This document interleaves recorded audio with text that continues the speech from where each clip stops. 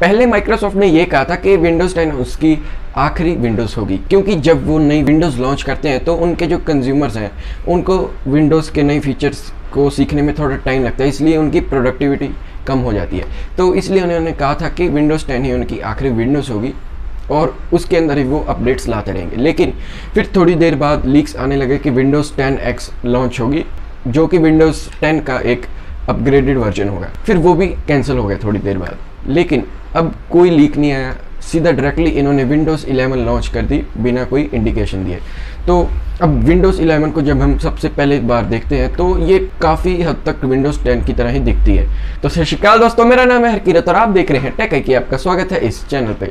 तो दोस्तों विंडोज़ 11 की हम बात करेंगे आज इस वीडियो के अंदर। तो वीडियो को एंड तक देखते रहना, वीडियो को लाइक कर देना, चैनल को सब्सक्राइब कर देना और बेल आइकन को दबा देना। तो जब हम सबसे पहले विंडोज़ 11 को देखते हैं तो वो काफ़ी हद तक विंडोज़ 10 की तरह ही दिखती है। तो अब बात करते हैं इसके अंदर नए कौन से फीचर्स हैं और क्या चेंजेस विंडोज़ 11 के अंदर लाए गए हैं। तो सबसे पहले बात कर लेते हैं माइनर चेंजेस की। तो अगर हम बात करें इसकी लुक की, तो इसकी लुक काफ़ी लाइट थीम पर कर दी गई है, काफ़ी ग्लॉसी सा अब इसका डिज़ाइन कर दिया गया है और वॉलपेपर भी सभी नए कर दिए गए हैं, काफ़ी बढ़िया वॉलपेपर्स हैं इसके अंदर अब। तो ये तो बात थी ऊपर की। अब बात करते हैं अंदर की। तो अंदर की अगर बात करें तो इसके अंदर साउंड्स A to Z सभी चेंज कर दी गई है। तो जब हम अपने विंडोज़ को स्टार्ट करते हैं तो जो आवाज़ आती है तो वो भी अब चेंज कर दी गई, वो अब ऐसी कर दी गई है। और बाकी भी जितने रिमाइंडर्स, नोटिफिकेशन वाली जितने भी साउंड्स हैं वो अब सारी चेंज हो गई हैं। तो इसके बाद बात करते हैं राउंडेड कॉर्नर्स की। तो जितने भी ऐप्स अब खुलते हैं, कोई भी विजिट है, कोई भी ऐप है, सभी के कॉर्नर्स अब राउंडेड कर दी गई है, जो कि काफ़ी देखने में अट्रैक्टिव लगते हैं। और एक और बात, जो हमारा नीचे स्टार्ट बटन होता है वो अब लेफ़्ट से सेंटर में कर दिए गए। अब मैक ओएस की तरह ही जितने भी नीचे ऐप्स होते हैं टास्क बार के अंदर वो अब सेंटर में कर दिए गए हैं। तो काफ़ी हद तक ये अच्छा भी लगता है देखने में। इसके बाद इन्होंने और भी थोड़े बहुत चेंजेस किए हैं, जिसकी वजह से विंडोज़ 11 अब काफ़ी नई फ्रेश लुक के अंदर देखने को मिलती है। तो अब बात करते हैं बड़े मसाले की, यानी कि मेजर चेंजेस की। तो सबसे पहले सबसे यूज़फुल जो मुझे फीचर लगा है वो है लेआउट्स का। तो जब हम कोई भी ऐप खोलते हैं और उसके साथ अगर हमें और कोई ऐप खोलना पड़ता है तो उसकी जो लेंथ और ब्रेथ है हमें मैनुअली चेंज करनी पड़ती थी, लेकिन अब इसके अंदर पहले ही प्रीसेट्स आ चुके हैं। अब हम अपनी मर्जी से भी कर सकते हैं और साथ ही में जो प्रीसेट्स हैं उनको भी सेट कर सकते हैं उसकी लेंथ और विड्थ को। तो मल्टीटास्किंग अब काफ़ी अच्छी हो गई है। तो बात सिर्फ इतनी ही नहीं है कि सभी लेआउट्स को अच्छा कर दिया गया है और उनकी लेंथ और विड्थ को चेंज करने के जो झंझट था वो ख़त्म कर दी गई, लेकिन बात कुछ और भी है।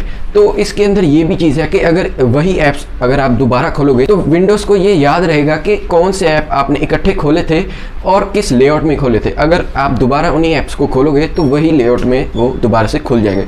तो आपको बार बार आपको उसकी लेआउट चेंज नहीं करनी पड़ेगी और आपकी जो मल्टीटास्किंग है वो और अच्छी हो जाएगी। तो जब आप एक्सटर्नल मॉनिटर अपने लैपटॉप के साथ अटैच करते हो तो जिस भी लेआउट में आपने मॉनिटर के अंदर ऐप्स खोले थे उसी लेआउट के अंदर वो आगे से हमेशा खुलेंगे। और साथ ही में अगर आप मॉनिटर को डिस्कनेक्ट कर देते हो तो वो जो ऐप्स हैं वो आपके लैपटॉप के ऊपर नहीं आएंगे, वो मिनिमाइज हो जाएंगे।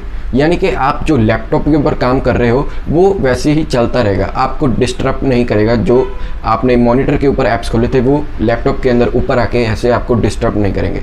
और साथ ही में अगर आप दोबारा मॉनिटर को दोबारा आप प्लग इन करते हो और कनेक्ट करते हो तो जिस लेआउट में और जो ऐप्स आपने खोले थे वो दोबारा वहीं से खुल जाएंगे और आपको याद रखने की कोई ज़रूरत नहीं है कौन सा ऐप मैंने कौन से लेआउट में खोला था और कहाँ पे मेरा काम चल रहा था। तो अब बात करते हैं सबसे बड़े फीचर की, जो कि है एंड्रॉयड ऐप्स। तो दोस्तों एंड्रॉयड ऐप्स अब हम माइक्रोसॉफ्ट विंडोज़ 11 के अंदर यूज़ कर सकते हैं। तो अब आपको ये लग रहा होगा कि एंड्रॉयड यानी कि माइक्रोसॉफ्ट ने एंड्रॉयड के साथ कोलैबोरेशन कर ली, लेकिन ऐसा नहीं है। माइक्रोसॉफ्ट ने अमेज़न के साथ पार्टनरशिप की है और अमेज़न ऐप स्टोर के अंदर जितने भी ऐप्स हैं वो अब माइक्रोसॉफ्ट ऐप स्टोर के अंदर अवेलेबल हैं। सबसे पहले जब आप कोई भी एंड्रॉयड ऐप डाउनलोड करोगे सिर्फ एक बार के लिए, फर्स्ट टाइम के लिए आपको अमेज़न अकाउंट के अंदर रजिस्टर या लॉगिन करना पड़ेगा। उसके बाद आप कोई भी एंड्रॉयड ऐप अपने पीसी के अंदर डाउनलोड कर सकते हो। तो ये फीचर हम कह सकते हैं काफ़ी बढ़िया भी है लेकिन काफ़ी बढ़िया भी नहीं है, क्योंकि अब देखिए मैक ओएस के अंदर भी हम iOS के जो ऐप्स हैं वो डाउनलोड कर सकते हैं। क्रोम ओएस के अंदर भी हम एंड्रॉयड के ऐप्स वो डाउनलोड कर सकते हैं।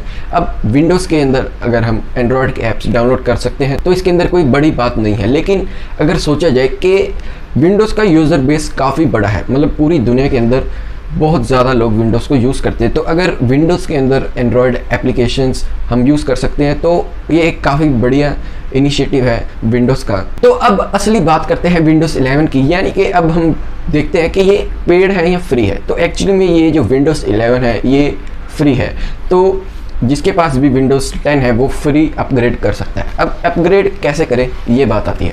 तो सबसे पहले आप ये जान लो कि विंडोज़ इनसाइडर प्रोग्राम ये ऐसा प्रोग्राम है जो कि विंडोज़ का कोई भी अगर नया प्रोडक्ट या सर्विस लॉन्च होती है तो सबसे पहले इन लोगों के पास पहुंचती है। तो विंडोज़ 11 का मज़ा सबसे पहले उठाने के लिए आपको विंडोज़ इनसाइडर प्रोग्राम के अंदर रजिस्टर करना पड़ेगा। माइक्रोसॉफ्ट ने ये कहा था कि जिस दिन इवेंट है उसके एक वीक के बाद विंडोज़ 11 विंडोज़ इनसाइडर प्रोग्राम के अंदर जितने भी लोग हैं उन सभी को अवेलेबल हो जाएगी। तो दोस्तों मैं उम्मीद करता हूँ कि आपको ये वीडियो अच्छी लगी होगी और जितने भी नए फीचर्स हैं आपको वो भी अच्छे लगे होंगे। तो अगर वीडियो अच्छी लगी तो वीडियो को लाइक कर देना, चैनल को सब्सक्राइब कर देना और बेल आइकन को दबा देना। हम आपके लिए इस वीडियो लाते रहेंगे और आपका नेट पैक खर्चवाते रहेंगे। धन्यवाद।